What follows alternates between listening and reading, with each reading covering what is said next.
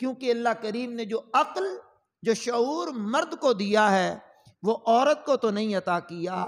مرد کو امام بنایا، عورت کو تو امام نہیں بنایا۔ مرد کو جہاد کا حکم دیا، عورتوں کو تو جہاد کا حکم نہیں دیا۔ مرد کو جناب والا نفقے کی ذمہ داری مردوں پر آئی، عورتوں پر تو نہیں آئی ہے نا۔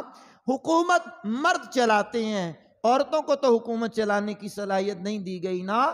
تو بے شمار کام ایسے ہیں کہ جس میں مرد افضل قرار دیے گئے، جیسے کہ میں نے خطبے میں آیت پڑھی ہے، الرجال قوامون علی النساء بما فضل اللہ بعضهم علی بعض وبما انفقوا من اموالهم فالصالحات قانتات حافظات للغیب بما حفظ اللہ۔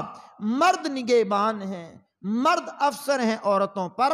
اللہ کریم نے ان میں سے ایک کو دوسرے پر فضیلت عطا کی ہے، مردوں نے ان پر اپنے مال خرچ کیے۔